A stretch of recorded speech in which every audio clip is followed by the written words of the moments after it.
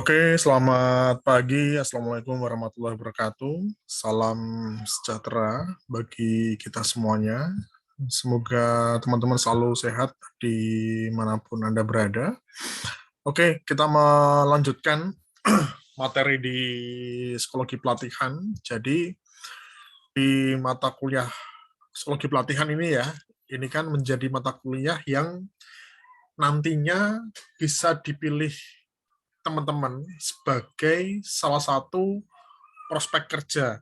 Jadi di mata kuliah ini teman-teman nanti bisa evaluasi ya, bisa evaluasi apakah ini bisa menjadi salah satu bidang yang nanti akan apa digali atau diminati enggak. Karena kalau kita mau membicarakan mengenai prospek kerja bagi lulusan magister profesi itu kan sangat banyak ya. Dan pelatihan psikologi atau psikologi pelatihan ini menjadi salah satu prospek kerja yang saya rasa masih cukup cerah ya prospeknya.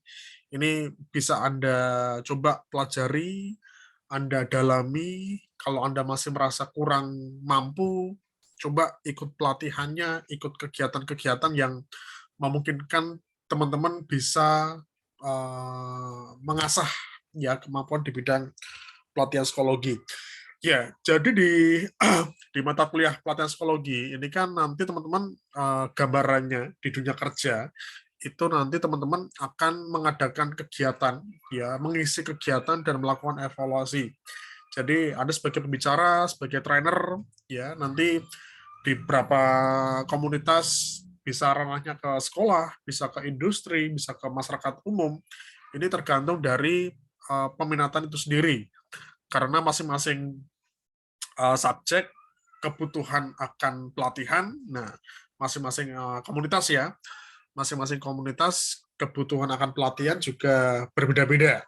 Ya, nanti di karyawan kebutuhannya apa nih pelatihannya. Nah, nanti ke sekolah, ke SMP misalnya, ke SMA misalnya, apa ya kebutuhannya ya? Kalau pelatihan-pelatihan di sana ya. Nah, nanti mungkin di masyarakat umum, di mahasiswa misalnya, kebutuhannya apa lagi ya? Nah, itu nanti akan sangat menyesuaikan ya dengan kondisi masing-masing subjek. Nah, di pelatihan memang ada beberapa skill, ada beberapa kemampuan yang harus terus diasah ya, tidak hanya kemampuan bagaimana Anda membuat rancangan pelatihan, Anda membuat training analysis, tetapi juga ada beberapa kemampuan, beberapa skill yang harus Anda kuasai ketika nanti Anda sudah memulai atau mengisi kegiatan. Ya, ini ngisi kegiatan, mengajar, ya, bertemu dengan komunitas, subjek, audiens, ya, tentu butuh jam terbang, butuh prospek, ya. Kalau Anda hanya melakukan sekali dua kali, mungkin kurang terasa dampaknya ya. Anda terus harus bisa terus mengasah, ya. Anda cobalah untuk meminta waktu kegiatan ya untuk Anda bisa ngisi di situ, Anda bisa melatih public speaking Anda bisa melatih skill Anda berbicara. Lama-lama kalau Anda sering mengisi di beberapa komunitas, di beberapa kegiatan, itu nanti insya Allah akan terasah ya, akan terasah istilahnya kemampuan berbicara Anda. Oke, salah satu skill yang saya kira ini harus dikuasai bagi seorang trainer, bagi seorang guru, bagi seorang dosen, ini adalah manajemen kelas ya. Mungkin belum banyak yang tahu, saya kira istilah manajemen kelas ini. Cuma dalam prakteknya, dalam pelaksanaannya, ini menjadi salah satu aspek penting ya dari keberhasilan sebuah pelatihan. Nah, keberhasilan sebuah pelatihan, nah salah satunya ditentukan bagaimana seorang pelatih dapat mengelola atau memanajemen kelas dengan baik. Jadi teman-teman ketika nanti memberikan pelatihan, ngajar, itu kan nggak cuma ngasih materi, ya, tidak cuma memberikan insight, ya, tetapi juga perlu melihat atau mungkin perlu melakukan kontrol terhadap kelas.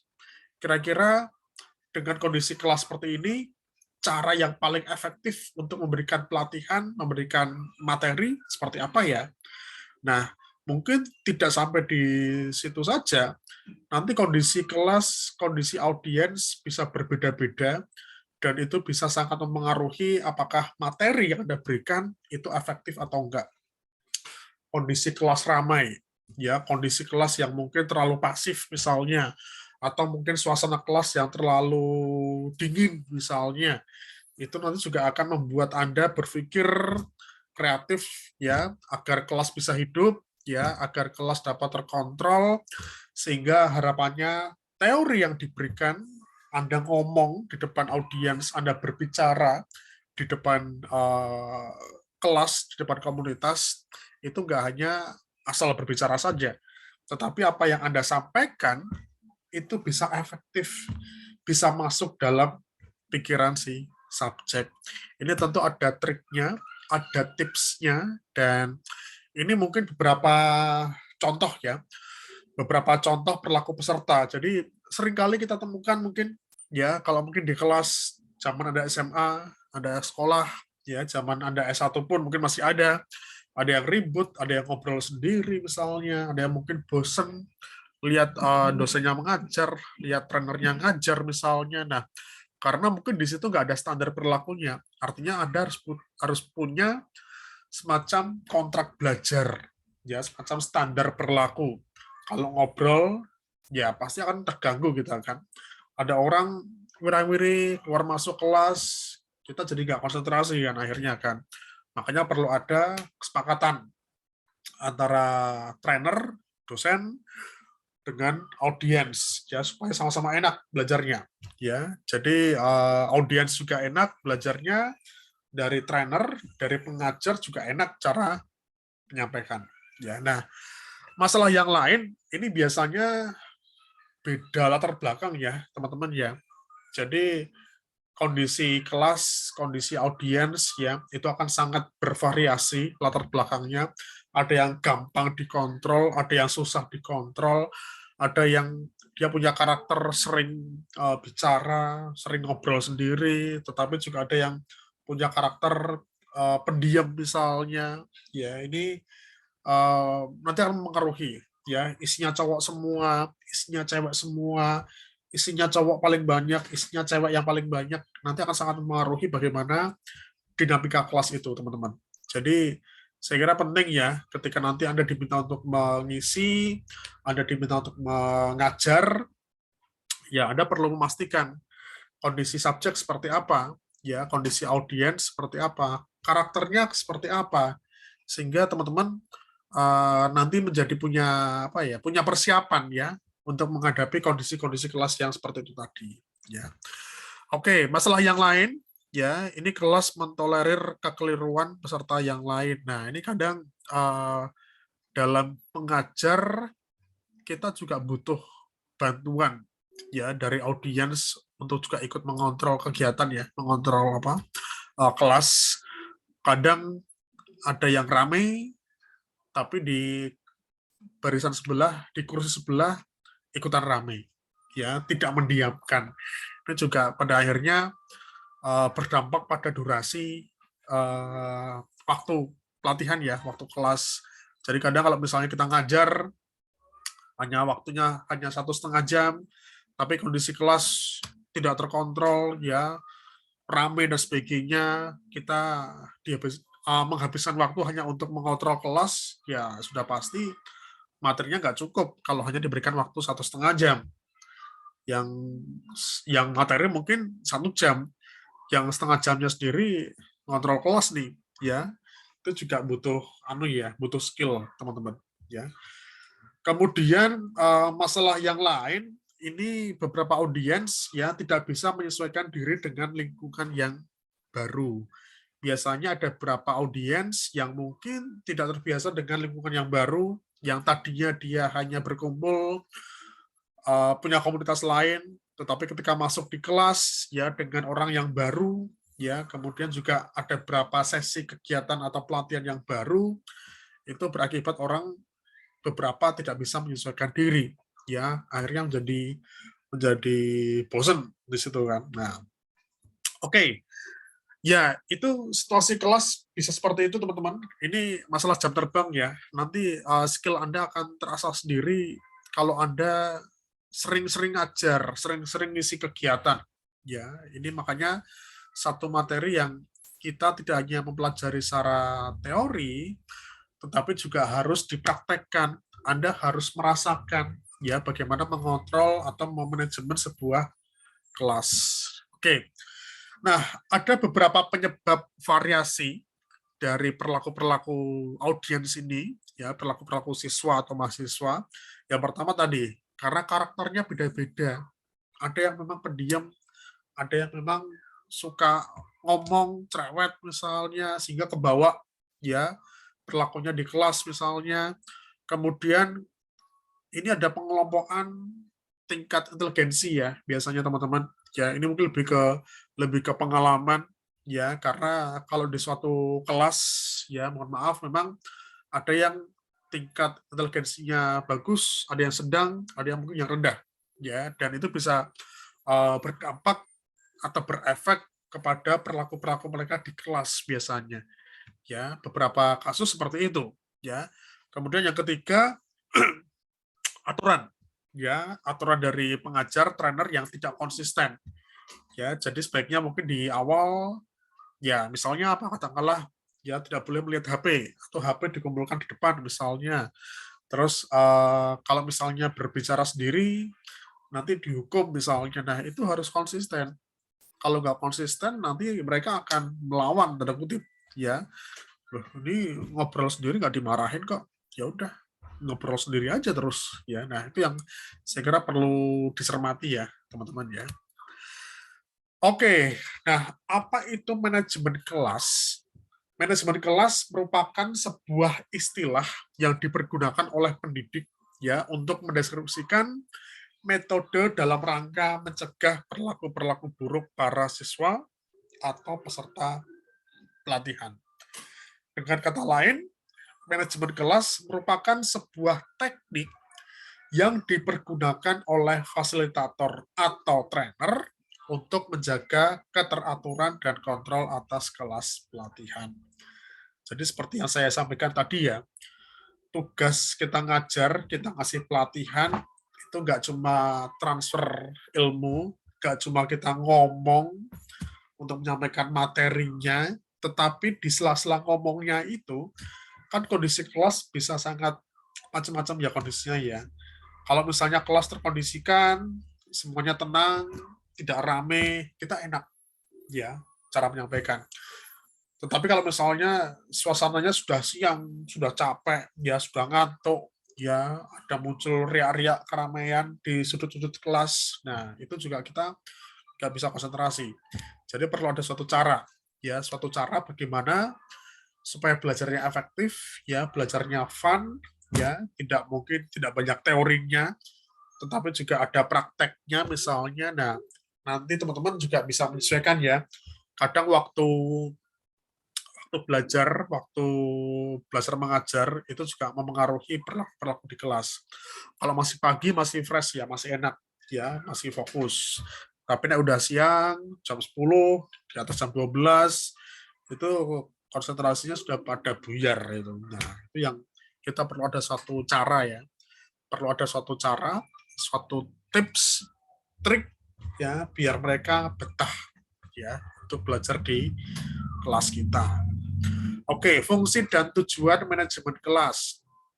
Yang pertama, menciptakan lingkungan belajar yang kondusif bagi peserta didik untuk mencapai tujuan pelatihan secara efektif dan efisien. Yang kedua, supaya setiap peserta di kelas dapat belajar dengan tertib sehingga tercapai tujuan pelatihan secara efektif dan efisien. Ya, ada kata-kata efektif dan efisien ya. Kita kalau mengatakan sebuah pelatihan yang efektif, ya pelatihan atau mungkin materi tidak hanya disampaikan oleh trainer, tetapi juga dapat diterima dengan baik dan diaplikasikan oleh audiens.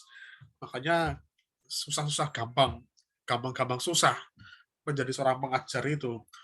Orang yang punya tingkat inteligensi yang bagus pun kadang nggak efektif cara mengajarnya. ya ada beberapa orang-orang yang mungkin cukup pintar, tetapi dia nggak cukup punya skill untuk melakukan kontrol otomatis kelas, sehingga materi yang disampaikan ke audiens itu nggak nyampe. Nah, itu juga perlu diasah ya, teman-teman. Ya, intinya seorang audiens ya itu nggak mau dibuat bosan, ya sehingga kita perlu ada beberapa cara ya, beberapa cara, tips untuk melibatkan peserta dalam proses belajar. Artinya dalam proses belajar mengajar yang nggak cuma satu arah, nggak hanya menyampaikan. Ini sekali lagi nanti mengikuti kondisi audiens ya. Kalau misalnya Anda diminta untuk mengisi kegiatan sampai 200 orang misalnya, ya udah praktis kita hanya melakukan ceramah saja satu arah. Tetapi kalau misalnya satu kelas hanya 20, hanya 30, nah ini bisa dilibatkan nih, proses belajarnya ini bisa dilibatkan si audiens ya, karena hanya 20, hanya 30, kalau misalnya hanya menggunakan ceramah saja pasti bosen. Dan itu bisa disiasati dengan beberapa cara. Nah, yang pertama, peran pendengar ya. Jadi biasanya di akhir penyampaian, akhir ceramah ya, itu pelatih ya, ini pelatih ya, bukan peserta ya. Ini pelatih seringkali meminta peserta untuk menanggapi atau memberikan tanggapan. Ya, jadi biasanya oke, materi cukup sampai di sini. Ada pertanyaan, teman-teman? Ada tanggapan? Nah, itu sebagai bentuk bahwa kita menghargai ya, menghargai audiens ya, dan kita juga mengkonfirmasi apakah yang disampaikan sudah paham atau belum, ada yang masih mau ditanyakan atau enggak misalnya. Nah, ini menuju ke apa ya? Menuju ke efektivitas sebuah pelatihan ya. Jadi biasanya untuk mengetahui pelatihan ini efektif atau enggak, nanti biasanya peserta diberikan semacam pertanyaan atau kuis yang terkait dengan materi yang kita berikan. Kemudian yang kedua, nah ini yang juga dialami oleh beberapa pengajar ya. Jadi berikanlah waktu berhenti sejenak ya di tengah proses kita menyampaikan materi, di tengah proses ceramah untuk memberikan kesempatan bagi audiens untuk mencatat menyangkut topik bahasan. Meskipun ya sebagian besar forum pelatihan sudah pakai modul ya, sudah pakai modul dan modulnya kurang lebih sama dengan apa yang disampaikan oleh pemateri, tetapi juga terkadang audiens butuh waktu nih untuk mencatat hal-hal yang mungkin belum tertulis di modul. Jadi berikanlah dulu waktu mencatat, ya kita lihat dulu, ya sambil lihat situasi sudah pada mulai selesai atau belum nyatetnya, ya terus sambil dilihat kalau sudah mulai muncul riak-riak suara-suara gaduh, nah ini mungkin sudah selesai nih nyatetnya, kita bisa mulai lagi, ya bisa mulai ceramah lagi, bisa mulai memberikan pelatihan lagi.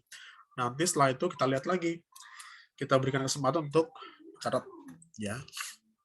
Oke, selanjutnya, nah ini juga bisa dilibatkan dalam bentuk diskusi. Kita ngasih kasus, ngasih pertanyaan, ya. Jadi belajar mengajar tidak hanya satu arah, tidak cuma ceramah, tetapi mungkin ada beberapa konsep pelatihan yang mungkin perlu ada diskusi, ya. Bikin aja kelompok, ya. Kemudian masing-masing kelompok diminta untuk menyelesaikan sebuah kasus atau mempraktekkan ya, mempraktekkan sebuah materi yang tadi kita ajarkan. Nah, nanti setelah itu ada semacam presentasi. Nah, simulasi. Ya, simulasi itu juga seringkali digunakan untuk memperjelas beberapa materi yang sekiranya kurang jelas kalau hanya dengan ceramah. Ya, jadi seperti melakukan beberapa kegiatan, ya, public speaking misalnya, atau mungkin pelatihan-pelatihan bahasa asing, ya, kalau misalnya hanya menggunakan teori tanpa ada simulasi, tentu beberapa orang kurang paham, ya. Tetapi ketika ada suatu permainan, ada role play, ada prakteknya misalnya, itu paling tidak bisa lebih memahamkan ya. Jadi peserta akan lebih paham. Ya. Oke, Cara memastikan peserta memahami topik bahasan. Nah, tadi ya, jadi tujuan kita di pelatihan ya itu kita tidak hanya memberikan materi saja, tapi kita juga perlu memastikan ya bahwa peserta yang kita ajari itu paham dengan apa yang kita sampaikan. Ini tanggung jawab moral, teman-teman. Jadi kita nggak cuma ngasih materi, tetapi harus memastikan si A, si B, si C ini paham dengan apa yang kita sampaikan. Ya, jadi ada beberapa cara agar efektivitas pelatihan bisa terjaga. Yang pertama, ya memberikan pertanyaan. Ya, jadi bisa langsung ditunjuk ya, misalnya si A, si B. Oke, Mas, silakan saya kasih pertanyaan ya. Misalnya apa misalnya. Nah, kita akan lihat bagaimana responnya. Kalau misalnya nggak bisa menjawab, ya udah coba yang lain misalnya bisa jawab atau enggak misalnya. Nah, dari situ kan kita bisa mengetahui kira-kira materi kita terlalu berat nggak sih, cocok atau enggak sih untuk diberikan ke komunitas. Makanya kan ada evaluasi ya. Setiap kita selesai ngajar, evaluasi, evaluasi, evaluasi. Ya, sehingga nanti ketika ada kesempatan kita mengisi pelatihan lagi, itu sudah sesuai dengan evaluasi kemarin. Oke, untuk memastikan bahwa peserta paham, selain dengan menggunakan pertanyaan, bisa menggunakan diskusi kelompok, ya, nanti melakukan presentasi.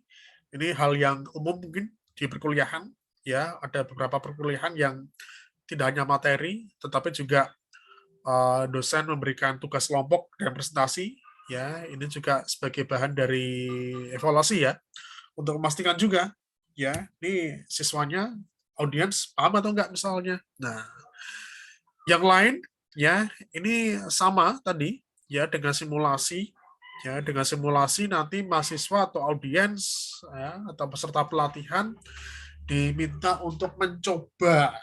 Nah, mencoba melakukan sesuatu hal yang tadi sudah disampaikan. Kalau di apa? Di psikologi kayak pelatihan alat tes ya, tidak hanya kita memberikan materi alat tesnya, tapi juga harusnya ada sesi untuk bagaimana mahasiswa melatih ya, melatih bagaimana menyajikan alat tes. Oke, ini hal-hal lain mungkin teman-teman ya cara-cara yang lain agar peserta atau audiens itu tertarik ya dengan kita. Makanya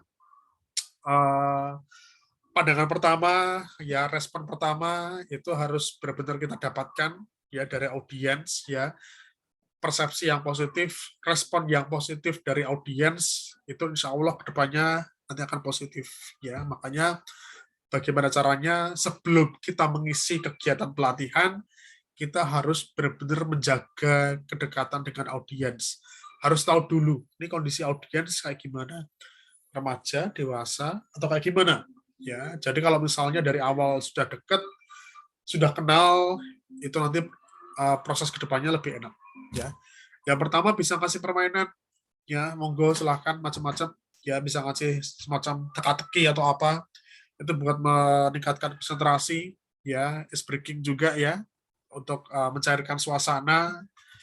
Terus yang kedua, ini monggo saya juga kadang menggunakan atau mungkin memberikan beberapa kutipan, ya kutipan cerita, pantun misalnya, atau apa monggo, ya sebuah cerita nyata singkat dan itu bisa menjadi awal apa ya, awal mula di perkuliahan atau kegiatan pelatihan ya sebagai filosofi misalnya. Nah, kemudian ini juga bisa digunakan ya mengajukan beberapa pertanyaan awal ya, pertanyaan awal untuk atau mungkin yang berhubungan dengan topik yang akan dibahas. Misalnya pelatihan bahasa Inggris. Nah, bisa kalian dicek coba, Mas, Mbak, menguasai bahasa Inggris nggak? Berapa kali belajar tentang bahasa Inggris? Sudah berapa lama bisa bahasa Inggris misalnya? Nah, ada proses ice breaking, ya mencarikan suasana. Ada proses untuk PDKT di situ.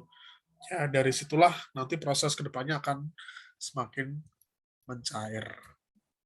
Oke, terakhir ya, ini beberapa tips ya seorang trainer, seorang fasilitator yang baik itu seperti apa sih? Nah, Yang pertama, seorang pengajar, seorang trainer itu tidak boleh menggurui atau mendominasi. Kita mungkin bukan orang yang lebih pintar daripada orang yang di depan kita, audiens. Tetapi kita harus selalu menjadi orang yang tahu duluan mengenai materi itu. Jadi tidak ada salahnya kita bisa mendapatkan ide dari audiens, ya. Tidak mendominasi, tidak menceramahi, tidak menggurui, tetapi juga coba kita melakukan pendekatan, ya, peka. Nah, ini masuk yang kedua ya, peka terhadap situasi dan kondisi kelas, empatik, ya. Jadi kita ngajar, fokusnya nggak cuma ngajar, tapi juga perlu melihat bagaimana kondisi audiensnya. Oh, itu ada yang ngantuk sepertinya, coba keluar dulu, cuci muka misalnya. Itu ada yang main HP, mungkin agak bosen ya, agak-agak capek misalnya. Nah, kita harus melihat seperti itu. Kalau satu kelas 20, 30 orang masih bisa ya. Tetapi sampai 200 orang, 300 orang itu yang agak susah mungkin kontrolnya, ya. Sabar pasti ya. Karena berhadapan dengan situasi kelas. Yang keempat, ya ini seorang pengajar, seorang trainer harus terus belajar, jangan berhenti belajar karena ilmu pengetahuan terus berkembang, era globalisasi terus berkembang, ya, dan bersikap positif ya. Artinya berpikir positif ya, bahwa ini pelatihan, ini kelas ya nanti akan berjalan secara efektif ya dan lancar, dan harapannya semua audiens, semua peserta itu paham dengan apa yang kita kasih. Dan terakhir, kreatif.